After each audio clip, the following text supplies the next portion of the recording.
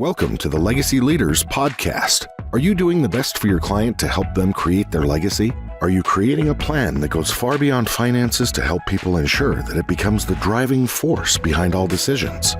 On this podcast, hosts Katie Beth Hand and Stan Miller will help you with growing your practice and your clients' peace of mind. Together, they bring the best and brightest minds to share with you how to help your clients develop their best legacy. And now, here are your hosts, Katie Beth and Stan. Well, welcome to Legacy Leaders. It's my distinct privilege to have a colleague of mine, Drew Powers, who is a financial advisor back in the Chicagoland area.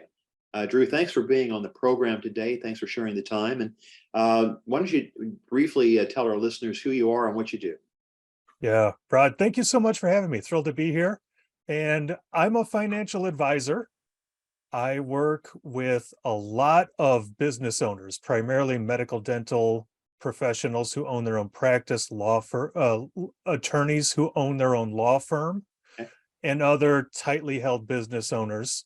And, I'm really focused on putting insurance in place for protection. That's life, disability, long-term care. I manage investments in what I call a Zen simple fashion. And the real magic happens then when we can combine the two and create huge carve-outs and tax savings for our business owner clients. Okay. Hang on just a second. Sure. Okay. So they'll edit that out. Sure. Yeah. Always happens. Okay. So how did you become a financial advisor? I don't know your full backstory. So what led you to become a financial advisor? Yeah, it's kind of a long story. I'll try to make it quick. In college, I dealt cards at a Native American casino. Really? And I was an econ major and kind of a math geek. And I was always surprised that people would willingly put their money on the table, spend their money, and be a statistical underdog.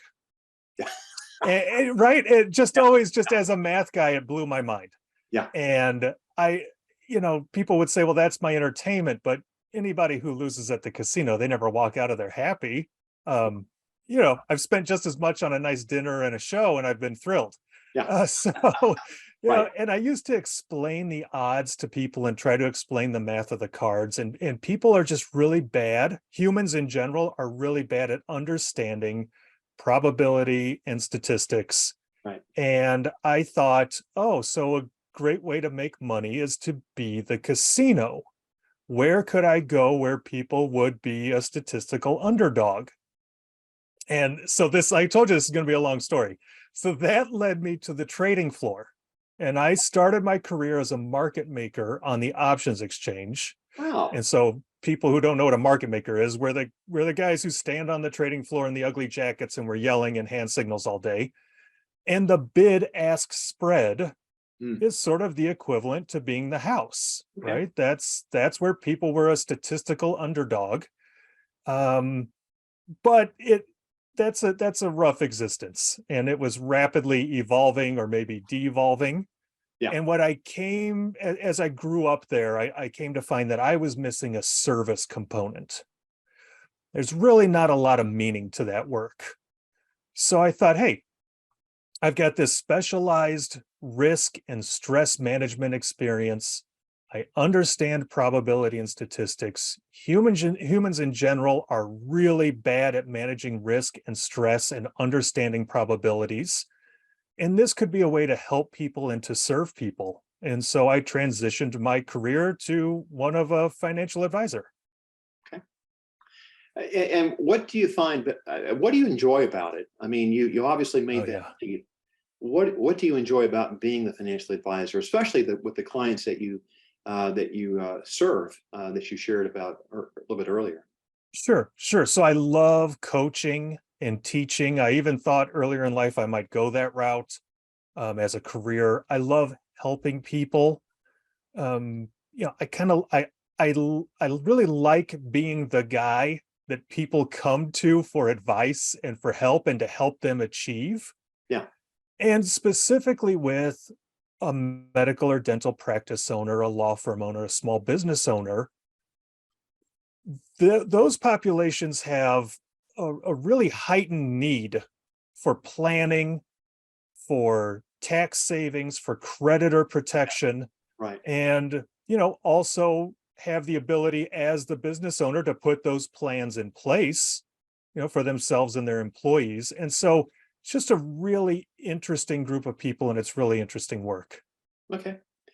Um, what's and just for our listeners to understand, what can you share an example of a case that really came out very nicely, that it just really worked, and then maybe to contrast that with a case that maybe just, despite your best efforts, it just never, things didn't go well, and it was just really an unhappy experience, but it was a learning experience. Can you share both of Sure. those? Yeah. Luckily it's never been the same case, so that's Okay, always good. good. Well, that's good to know. Yeah. So there's been a number of times where maybe I've had a business owner who, they've spent a lot of money on their education, they purchased a practice or a firm, Sure. and they're signing the checks, and most of their wealth is built up into that business Right. at the expense of their own personal savings. So they never got around to doing their own, say, 401ks or IRAs, or they did it minimally. That Right. sounds fairly typical. Yeah. Right. They were reinvesting. And so they get to an age where they say, now's the time when I want to save. But of course, there's limits. Anytime the IRS gives you a nice break on taxes, they put a limit on it. So, what something that I've really specialized in is, one, creating insurance-based carve-outs for business owners. Right. This is something that they can just do 100% for themselves, and there's some tax advantages to the insurance policies and things like that. The other thing that I do a lot of is changing some definitions in your typical 401k profit sharing defined benefit retirement plan. Right. And when we change a couple of those definitions, and we change the focus from just being a bucket of money to being a true benefit, we're able to increase the amount the business owner can save by 2 to 3 times. Okay. So a hard number example, I had a young surgeon, wanted to be saving some money. When they were looking at 401k profit sharing defined benefit, of course, on your typical cash balance plan, he was capped out at 140 grand pre-tax. Wow. And had a large staff and had to give his staff 30,000 in total. Right. And he thought, well, this is okay, but I'm giving up most of my tax savings as a match. And is that the best way for me to reward my employees? Is that the best way for me to save? Well, by changing those definitions, we're able to give that same business owner, we're able to get 340,000 in pre-tax and the same 30,000 for the employees. And suddenly, as he said it, the juice was worth the squeeze in that case. Wow. And so that kind of planning is great, because what I always say is we can reproduce 20 years of missed savings over the next 3 or 4. That's fantastic. Wow. Mm-hmm. That's tremendous. Thank you. Yeah. And maybe the flip side, maybe the not so happy experience. Yeah. So it's tough for me to come up with a concrete example of this. Okay. Because growing up on the trading floor is a truly contentious existence. It's a zero-sum game between the traders. We're all competitors. We're all fighting for that same, order, right? Right. And so when I went into financial advising, I implemented a no jerks rule. And luckily, right. Luckily we were good earners and good savers, and I could afford to turn down business. And so I've always been able to turn away or get rid of clients who are really contentious. Right. But every once in a while, I beat my head against the wall. I try to get somebody to understand what we're doing and how to do it. And they're just trapped in what I call the financial services shiny object syndrome. And that's just not what I do. And I know that over time that's going to come to harm these clients. But at some point, a couple of times I've had to just say, I don't think I can help you. Yeah. And that's never a good feeling. Yeah. Because I mean, I think all of us as advisors of one stripe or another, whether you're an attorney as I am or a financial professional such as yourself, part of why we became what we became is we like to help people, and Right. having to turn people down or turn them away is kind of, but sometimes you have to do it because if Yeah. it's not a good fit, if it's, and I likewise have a no a-hole policy. Yes, right. I just say, look, if you want to be an a-hole, that's fine. Be the best a-hole you can be. I'm going to promote you out of my life. I just don't need the abuse and the aggravation because it's, I want to enjoy the people that I have the opportunity to serve. And I Right. think you feel the same way. And I'm, glad to know, I mean, because there's so many people that will do anything for a buck, but I think those are probably people that long going to be in the business, whatever it is, for a long time. Right. Let's talk for a moment. Let's see. Can you share with me and share with our listeners what marketing sources do you use to get the word out about who you are and what you do and the people that you serve? Yeah, I am a terrible marketer. So I do I do a little bit of social media, Okay. but really most of my clients come from word of mouth and referrals, Fabulous. whether from existing clients or other professionals. Yeah. And that's the best marketing that you can't buy. I mean, that's just Right. terrific. A Right. satisfied customer or client who says, you know what, you got to go work with this guy. He's helped me out. I know he could help you. I mean, you can't pay for that kind of advertising. It's just fabulous, and it's so nice to hear that when it does happen. Hey, your Right. clients sent me Right. to you. I know them through the gym or the country club or the service organization that we're in, and they said need to come see you. So that's fabulous. Um, let's see. What is one thing that people should know about you as a professional that maybe distinguishes you from the other financial advisors out there where you live and where you operate? Sure. Sure. I think maybe the dirty little secret in financial services is independence and transparency. Okay. And so even though someone may hang their shingle and it says, ABC company, um, really they work for an insurance company or they work for an investment company Right. or they're under the thumb of a larger entity or broker dealer. And really what that does is it crushes their independence. Mm. It kind of puts a veil over their transparency. Okay.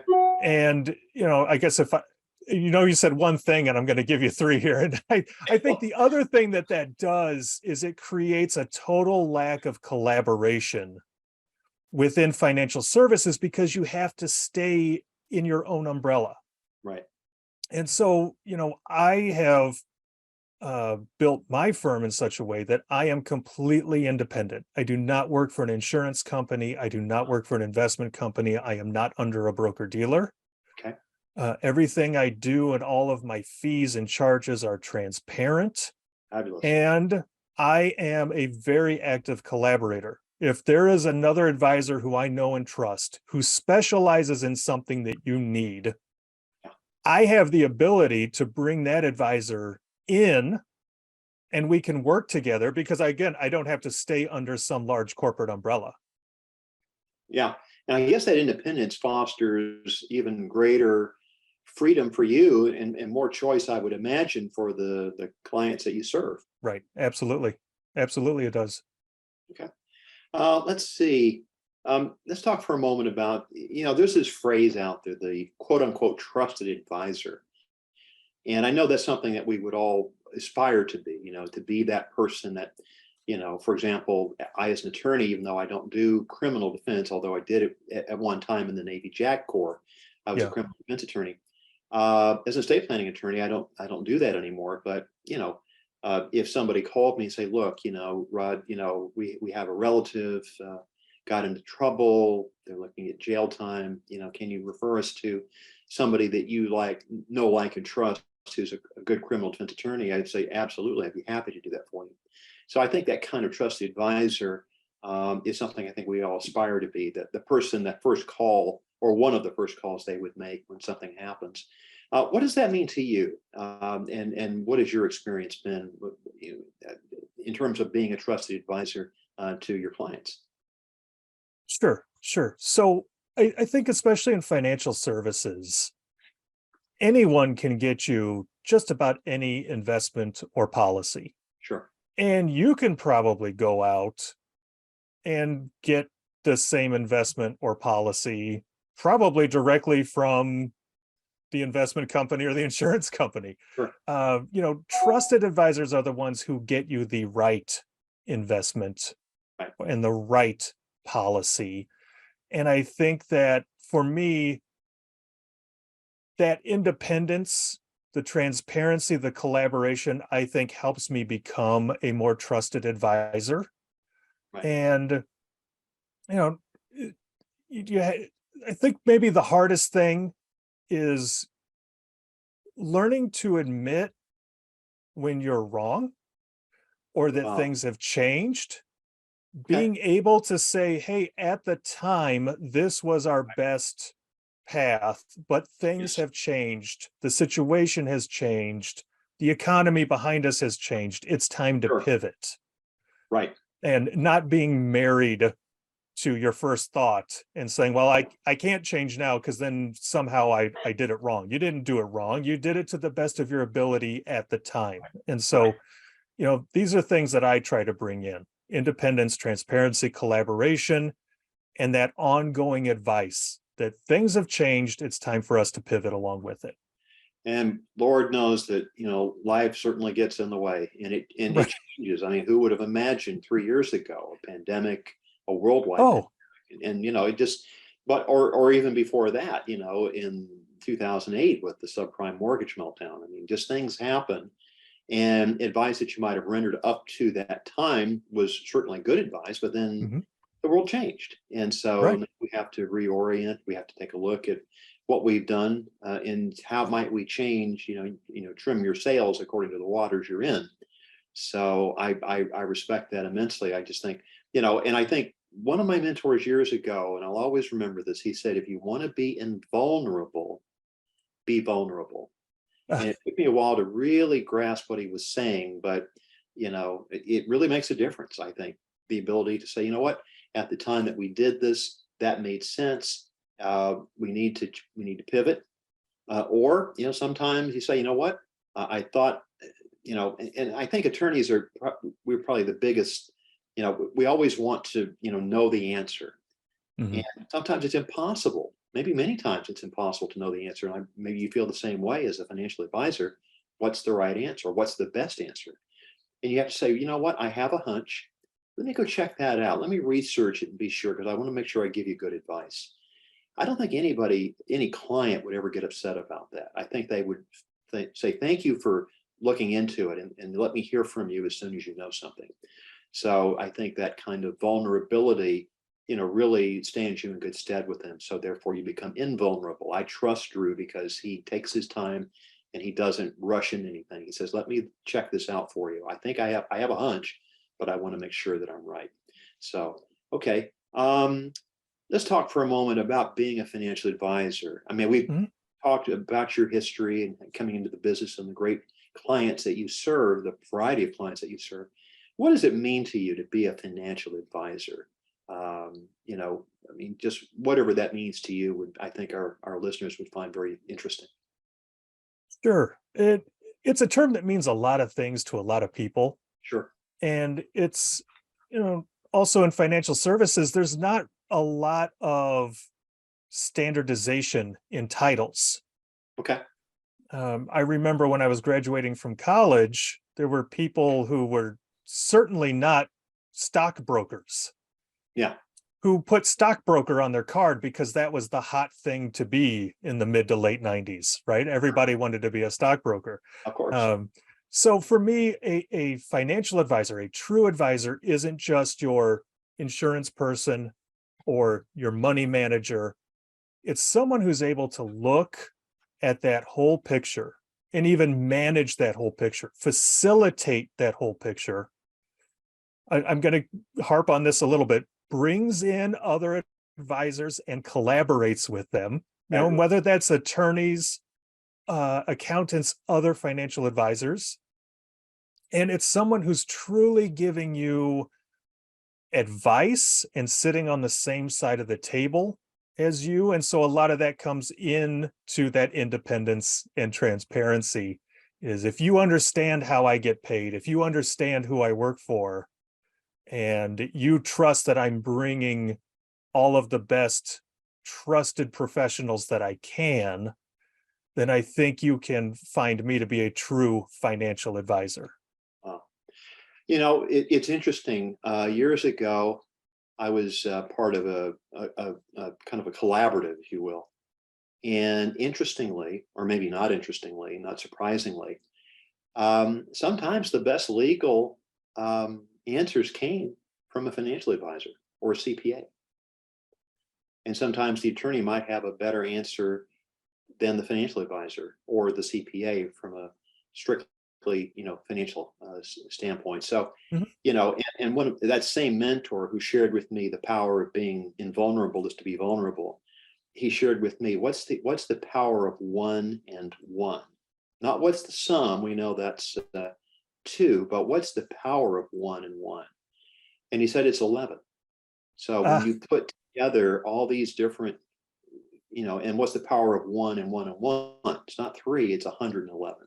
So Yeah. now you get this exponential increase in the ability, the talent that's brought to bear on those, questions that our clients have and how we might address those and attack them and come up with an answer that's going to serve them best going forward. And also be flexible because we know life changes, et cetera. Let's see. And why should and thank you for that terrific explanation. Why should people choose a financial advisor? I mean, there's some people I'm sure who can do it on their own, but Mhm. what would be the selling point of working with a financial advisor? Sure. So humans make short-term decisions. They do. And we do this because when we were living in caves Mhm. and running from lions and tigers and bears, oh my, it wasn't right. It Yeah. wasn't how do I, well, how am I going to retire in 30 years? That Right. wasn't the caveman's concern. The caveman's concern was, how do I keep shelter? How do I get Mhm. food? And how do I not get eaten by one of these animals outside? Right. And so, you know, this level of security that we have, especially in America, but even growing globally, this level of security we have is relatively new Mhm. in the whole human experience. And so, humans make bad long-term decisions. Yeah. We are very susceptible to marketing. Of course. And why our devices, our computers, our TVs, why are they full of commercials? Because there are a lot of people who have big doctorate educations who have learned how to sell you things. Sure. And you may think I'm completely rational. We're not that rational. We're very emotional. Of course. Yeah. And, you know, and then, you, Rod, you have an emotional attachment to your money. We all Your do. money isn't a figure. Your money is a vacation home. It's somebody's wedding. It's your retirement. It's a legacy to your kids and grandkids. It's a lot of things. Everyone listening has an emotional attachment to their money because that money represents something bigger. Right. And I think a good financial advisor can be that kind of that person, that third party at an arm's length, who can say, hey, let's make some long-term decisions. Let's forget about the marketing. Let's forego spending today, which is kind of our evolutionary drive, right? Get as much as you can today because tomorrow isn't guaranteed. Right. And I'm able to step back and dissociate. I don't have an emotional tie to your money. Mm-hmm. And so it helps me make a rational decision. And so why should people choose a financial advisor is because we are the ones who are trained and experienced in making longer term decisions. Right. And we're able to take that step back, and just, have a little bit less emotion tied into those decisions. Thank you. Terrific.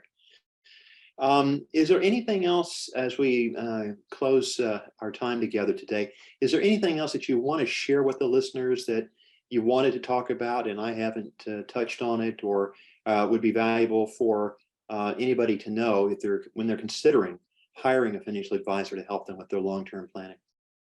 Well, sure. I know one of the things you and I have talked about, right, knowing each other outside of this podcast, is financial advising associations and groups really do a terrible job of training us on estate planning. Yeah. And it's because those associations and the bigger firms we work for, their goal in estate planning is to sell a policy or sell an investment account. And so I feel like there's this little disconnect. There's a push and a pull here where any estate planning that a financial advisor, any estate planning training or education that a financial advisor has received is just coming from a different bias, right, as, say, the attorney. And so, I think as financial advisors, we really have to align ourselves with trusted professionals. No doubt. To your point, I may have heard of something that you're not familiar with, or you may have heard of something I'm not familiar with, but we have to find advisors who are willing to collaborate and who are willing to bring in other trusted professionals. Okay. Drew, how can folks who are listening, if they would want to pursue a follow-up, how can they get in touch with you? Sure. So I have a website, www.powers, my last name, Powers, F as in financial, G as in group, powersfg.com. Okay. And probably the best place on social media is LinkedIn. I try to do the other ones, Rod, but I'm terrible. I don't even know what to do on Instagram, right? So you can find me on LinkedIn as Powers Drew when you do on the search. Very good. Drew, unless there's anything else, this has been an absolute pleasure to spend time with you. Thank you for sharing the time with us today on this podcast, Legacy Leaders. And if anyone who is listening is in the Chicagoland area and would like to have a consult with Drew, please feel free to reach out to Drew. You can visit his website, powersfg.com, or find Drew on LinkedIn, Powers Drew, and he'll be honored to talk to you and perhaps make an appointment to see how he might be able to be of contribution. Drew, unless there's anything else, sir, thank you so much for sharing the time today. It's been an honor. Rod, thank you very much. Thrilled to have been here. Thank you. You're welcome. You've been listening to the Legacy Leaders Podcast with Katie Beth Hand and Stan Miller. For more information on them and the show, please visit pinnaclelegacylaw.com. If you like what you've learned today, do share the program with your friends and subscribe wherever podcasts are found.